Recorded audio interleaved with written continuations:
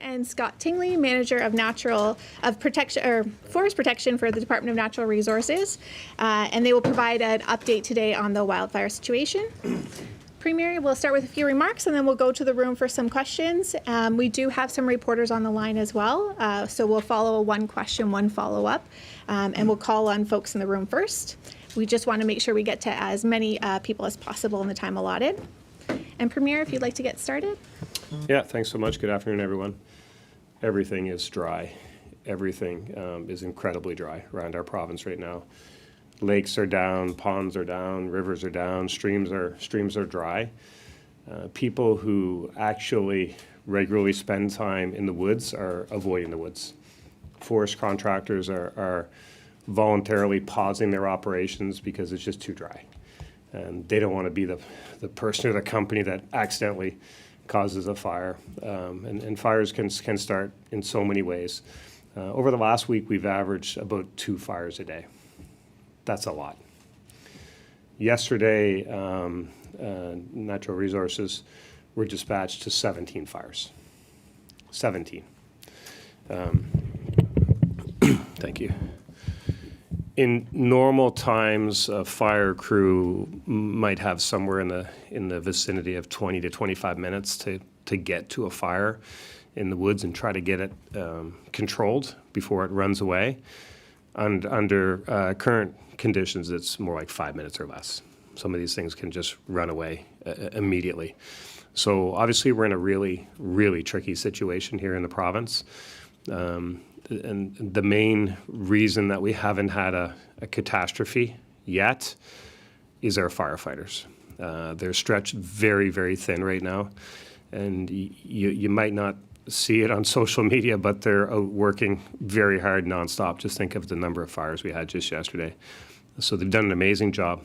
They're giving it their all, risking their own health to keep all of us safe. So there really aren't enough words for me to say how grateful all Nova Scotians are to our firefighters and to their families for their sacrifice. So it's up to the rest of us to support them. And I get that people want to go for a hike or want to go for a walk in the woods with their dog, but how would you like to be stuck in the woods while there's a fire burning around you? I don't think anybody would want that either. So be smart, be human. Don't look for loopholes. An out-of-control forest fire is a terrifying thing. So treat this situation with the seriousness that it deserves. We are, certainly as a government. Since last week's announcement on restrictions, 12 fines have been issued. It's certainly my hope that every single one of those is fully prosecuted and collected. It's just too serious of a situation right now. I know that many people in the Halifax and surrounding area could see the smoke from the Susie's Lake fire yesterday, and I know that was kind of a real emotional thing. It's very scary. We're all on edge, but thanks to the tireless efforts of the firefighters, so far there's not been any loss of life or any loss of structure. So I want to thank them again for that. I want to thank our neighbors in New Brunswick for quickly sending air support. We sent support to them the day before. They sent support to us. This is the way these things work. So I do want to thank them for being so responsive. It's going to be a long next few weeks. It's going to be a long stretch here. There's no real rain in the forecast, certainly not in the orders of magnitude that we would need in this province. And so far, we've been dodging bullets. Think about it. 17 fires just, in the last 24 hours. The province is a tinderbox. It's so easy for a fire to start right now. We haven't had any rain since June. So Nova Scotians are good at stepping up. It's the Blue Noser spirit. It's the Blue Noser way to step up. I spoke with Todd Burgess at Forest Nova Scotia yesterday, and he assured me that the forest industry is here to help however possible, and many others as well have reached out. And for some of us, stepping up means just stepping out of the way. If you're out in a boat in an area near fires and you see an aircraft looking to come down for water, please clear the area so the aircraft can do their work. take your boat somewhere else. Don't stick around and watch. Please do not get in the way of these water bombers when they're working. The same thing with your drones. I'm sure it would be really exciting and interesting to get some great content of a fire. But if there's a fire in the area, get your drones out of there. Just stay out of the way. Please do not get in the way of these hardworking men and women while they do their work. I know the restrictions that we have in place right now aren't fun, but they're certainly necessary. Due to the dry conditions, we're also now recommending that activities that require heavy machinery, including agriculture and forestry, that they restrict their activities to between 8 p.m. and 10 a.m. if possible. And certainly please restrict those activities between 11 a.m. and 4 p.m. at the heat of the day and the heat of the high heat. It's just too dangerous and poses too much of a risk right now. We're also asking those who carry out industrial activities, including farming, to have fire equipment accessible and where possible, even water on the site. I know some people are doing that already. We appreciate that. And to maintain a fire watch 2 hours after operation is completed each day to ensure that there's been no ignitions caused by the operations. We'll reassess constantly, and certainly after the next 24 hours to see if any rain may come. Certainly, we need some significant rain. In the fullness of time, there will be rain. We don't know when, but there's one thing the weather knows how to do in Nova Scotia, and that is rain. And it will ultimately rain in the quantities we need, but that's not in the short-term forecast. We're not seeing that. But when we get the rain, when the risk is over and subsides, we can all breathe a little easier. And at that time, we can loosen restrictions. But right now, we just ask everyone to do their part to support our province. And in the meantime, go to the beach. It's a great place for a hike. Try to make the most of the sun while you're there. Well, it's here, but away from the woods and away from the risk. Thank you. Scott, do you want to go ahead with some remarks as well? Yeah, you bet. Thanks. Thanks, Premier. And to echo the remarks, the last few days and weeks, we can't say enough about our first responders, between DNR, firefighters, and the municipal and volunteer fire departments, just incredible. So good afternoon, everyone. Thank you, Premier. In the last 24 hours, crews have responded to 17 reports of wildfires, like the Premier mentioned, including Susie Lake. In the past 3 weeks, we've responded to one or more reports every single day. I'm going to give a brief update on the Susie Lake fire and our next steps. Yesterday, we got a call from 911 at 2:24 p.m. about a wildfire in the woods in the vicinity of Susie Lake Crescent. We immediately dispatched crews to the scene alongside Halifax Regional Fire and Emergency Services. At 2:49 p.m., we sent 2 helicopters to the scene to start dropping water and later sent a third. Due to the combination of conditions and the proximity of the fire to structures and people, we called in additional air assets from New Brunswick.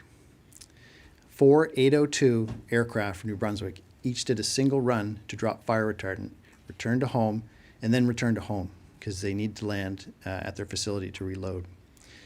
Following them, there was 2 CL-415 aircraft that were able to draw water from Governor's Lake and drop on the fire. They stayed on scene until about 7 p.m. when they had to return New Brunswick to fuel as well. The pilots also needed a break and weren't actually going to be available till later in the day. Department crews stayed on scene until after dark, and Halifax Fire and Emergency stayed overnight to monitor the fire. This morning we had 30 department firefighters on scene at first light, followed by Halifax Fire. Right now we have 2 helicopters at Susie Lake Fire, and we have 2 helicopters working on 2 small but out of control fires at Lake Paul in Kings County. And I should make an update, even as I drove in here today, one of those fires down in Kings County actually is now under control. That's an update within the last 30 minutes or so. As of now, Susie Lake is still out of control, and it's measured at 15 hectares. It's not growing, but we're not ready to say it's being held just yet. I know everyone wants to know the cause. What I can say right now is that we are investigating, as we always do. I want to wrap up by emphasizing that our wildfire prevention measures are necessary. So please stay out of the woods and do not burn. And please do not fly drones around fires. Our crews are doing their best to keep us safe. I want to say thank you for all the help we've received from our partners at Halifax and New Brunswick. The resources we brought together on this fire are a testament to the effectiveness of regional coordination efforts and the scope of resources we have available to us when we need them. Thank you. Thank you, Premier. Thank you, Scott. We'll now move to the room with reporter questions. Premier, after the 2023 wildfires, your government considered buying fixed-wing water bombers but elected not to, the kind that helped out yesterday at Susie Lake. Do you think there's a need for Nova Scotia to have its own fixed-wing water bombers? We have expert firefighting capabilities in the province. It's incredible the talent and the resources we have here. We did an assessment at that time, and you know, there was a determination that, you know, for the vast majority of fires in this province, somewhere in the 98%, the helicopters that we have significant helicopter firefighting capabilities, are sufficient. So, you know, there are times when you can use a little more support. We're seeing that, and maybe we're seeing that more frequently now with the way that the climate is changing. So we'll constantly evaluate that, and if we need to order some, we will. But you know, Scott can speak to, and he touched on it in his comments. But the kind of the mutual aid system we have here nationally, and you know, with our neighbors, it's very effective. So. We have significant capabilities. Will we look at adding more? We're always constantly evaluating that. But right now, the conditions are just so certainly unprecedented right now, and hopefully in the fullness of time will show themselves to have been unique. But that we'll only know that in time. But it's a constant evaluation. I think that is the word. Some people that we might have a situation where there's fires in New Brunswick, they need their resources. There's fires in Newfoundland, they need their water bombers, and that there aren't any available when we need them here. There's fires in New Brunswick right now. There's fires in Newfoundland right now. I mean, we put the measures we thought were appropriate in Nova Scotia to keep people out of the woods. We knew the risks were high here, but when New Brunswick called and said we need some help, we sent some help. The next day, we need some help, and they sent some help. So I think this is you know, part of the strength of the region and of the country. But you know, we try to plan and be prepared. We have expert firefighting capabilities. I wouldn't want to for one second leave it implied that we're unprepared. And the helicopters are very effective in numerous situations. But you know, if you're asking me if we'll consider purchasing bombers when this is all said and done, yeah, we're constantly looking at that. Premier, it sounded to me that you are requesting that for your operations either cease or go at night. Why not just make that an order? New Brunswick has banned it completely. Why isn't your government? We have a permitting system in place that we installed last week. I think that's been working pretty effectively. We'll constantly assess the situations, but there's we're looking at what's in front of us. A number of people have voluntarily taken cease their operations, temporarily, and taken gear out of the woods, and others, have firefighting capabilities around. So we'll constantly assess it. We haven't been able to get a clear answer on this. Has herbicide spraying been ended? Because the concern is that obviously it kills growth and adds to the fire burden, potential fire burden. Is spraying going on now, or has that been banned? I don't know if there's any spraying at the moment, but certainly it's not banned for all time in our province. If it's been temporarily ceased, I'm not sure. But the question is specific to the fire risk, not permanent. Has it been banned? Is anyone spraying yesterday, today, tomorrow? I don't know the answer to that. For Scott, I understand that you're not able to say the cause of the Susie Lake fire under investigation. Are there early indications that this would be human caused? I know that is largely what causes forest fires in this part of the country. So that the cause of the fire was related to human activity. It was an open fire. There was nobody in the area when the crews arrived on scene. That makes it impossible to hold the person or people responsible to account. And yeah, that's frustrating to everyone. But Can you say, like, the location of the start of the fire more precisely? no, I can't. I don't have any details. It is an ongoing investigation, and there's no This is details. the Susie's Lake Fire, right? Yeah. Yeah, correct. Yeah, I'm sorry, I don't have any additional details other than it was human activity. Yeah. Can you share the specific location of where that is that open pit fire was found? I don't have that to share today. No, just we can share that it was human activity, but it's an ongoing investigation, so some of those details I don't have to provide. A question for the Premier. What would you say to the individual responsible for that fire, and what would your message be? Use your head. Don't be around the woods. Don't be having, respect the law. Was there can you speak to the threat, or how big the threat was, specifically to the outpatient clinic, but other structures in the area? My understanding in talking to the incident commander and in their, the weather and things like that, they did take the precautions, certainly advised, the Kent and that strip, and the way the wind was moving, probably more of an immediate threat, when they were making their first assessment. Outpatients, certainly the move I think was made as a precautionary, but the wind was pushing it away from the center. But it's an active wildfire, so I don't think there was any poor decisions or anything like that to. Air quality an issue?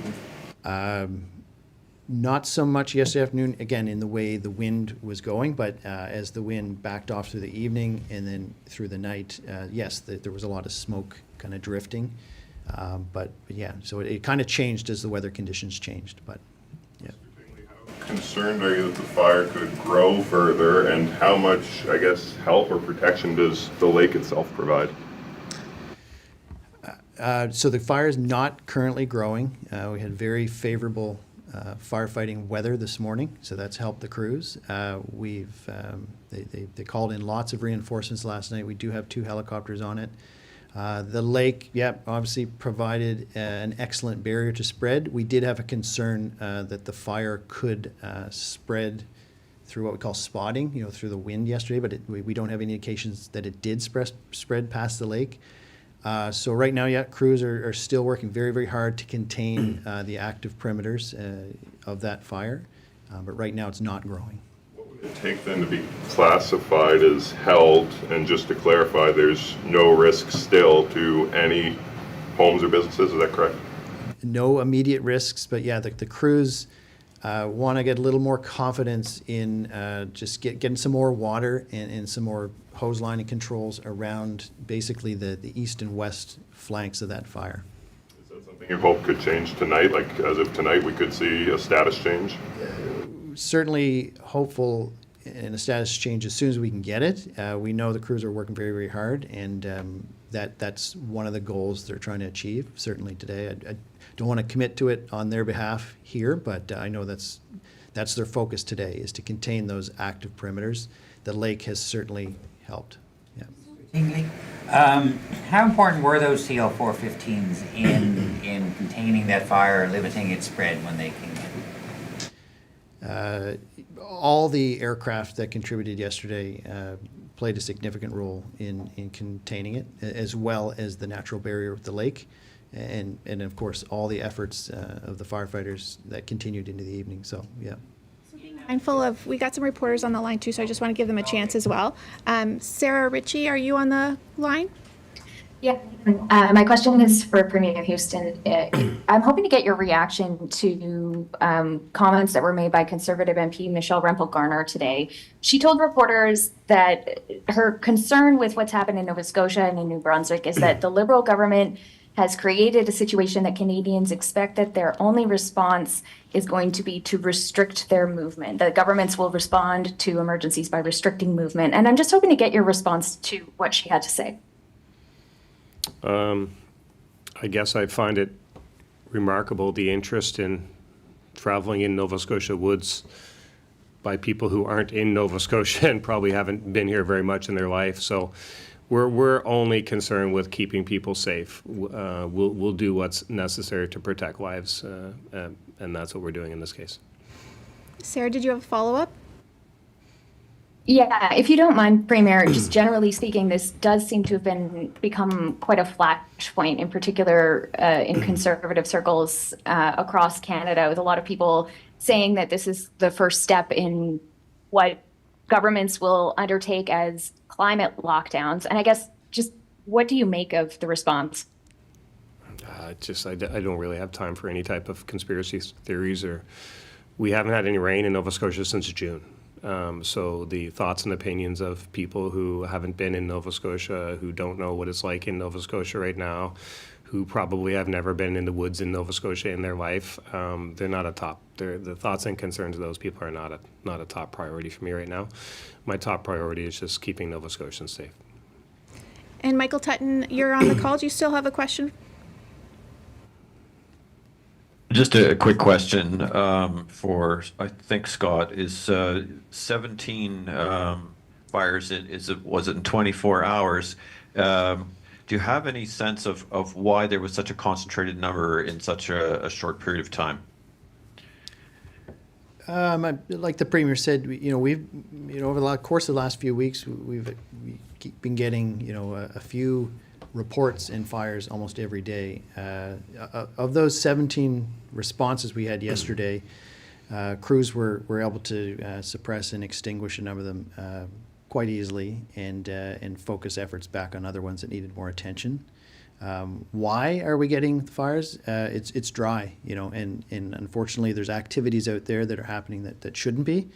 And again, as the Premier mentioned, it's testament to how dry it is, how easy it is for a fire to start and spread, and why it's important that we need everyone following our prevention measures.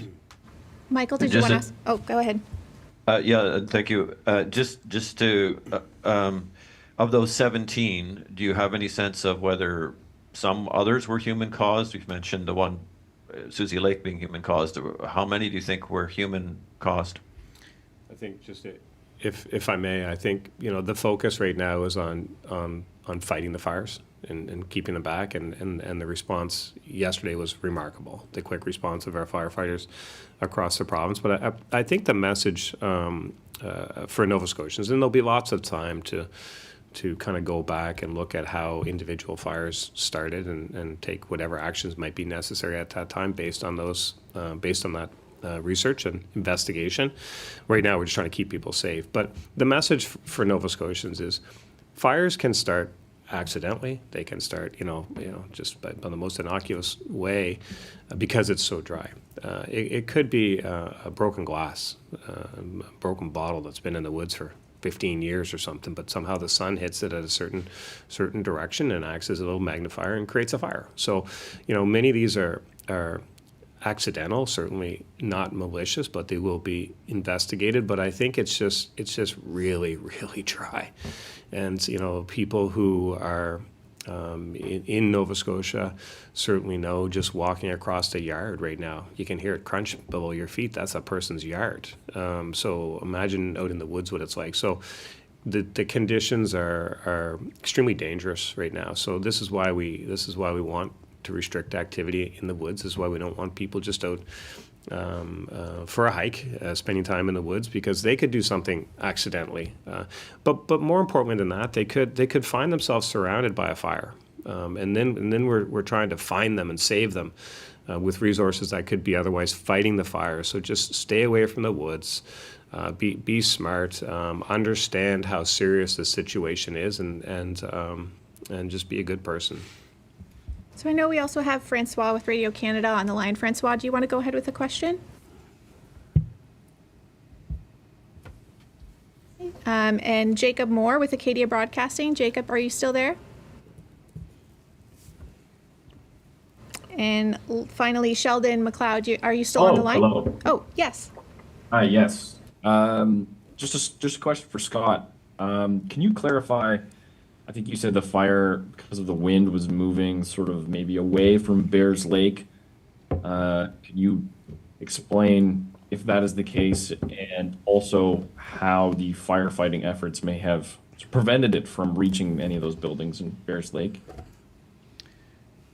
Yeah, I guess just to clarify, so the wind was more or less coming out of the south yesterday, and the outpatient clinic was to the south of the fire. So the wind was pushing it away from that clinic, but it, generally, to the right and the left of the spread of the fire, there was still values at risk, whether it be, the industrial shopping area of Bears Lake, or, had there been a shift to the other direction, there were subdivisions out past Susie Lake. So no doubt the firefighting efforts contained some of that outward spread, and we did have the wind and, of course, the barrier of the lake on our side as well. But there's no question the firefighting efforts had an effect. Just to be clear, it was 12 fines for violating the woods ban, for lack of better terms. Is that correct? When you say 12 fines issued? I think that's and Scott may know, but I think that's total for the woods ban and the fire itself ban. Correct, yeah. Tingley, was there a homeless encampment in this area where your crews responded to? I think, again, sorry, but I think like the investigation in time will look at, the what, the why, the how, all those types of things. But for right now, the focus is just on containing the fire, fighting the fires, and just kind of reiterating to Nova Scotians that it's a risky situation, and just obey the laws that are in place right now. But the actual cause and stuff, that investigation that'll take place after we get through this. Obviously, there's the crisis of the moment, and that needs to be addressed at the time.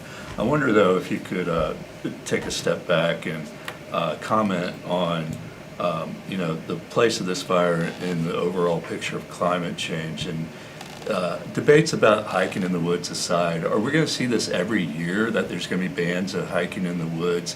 Is your government doing enough to address climate change and so forth? Can you just comment on that? I'm not going to try to predict what the weather might be in next summer or the summer of 2027 or 2028 or 2029. I'm not going to try to predict that right now. Certainly, we know that we haven't had any rain in this province since June. So we're dealing with that right now. The forecast is not seeing a lot of rain in the forecast for the next few weeks. So this is why we want Nova Scotians to be respectful of the situation. And on the broader question of are we doing what we can as a province and as peoples, I'd say the answer is yes. Leave that off, Premier. So thank you very much. That's all the time we have today, everyone. Okay. Thanks, everyone. Thanks.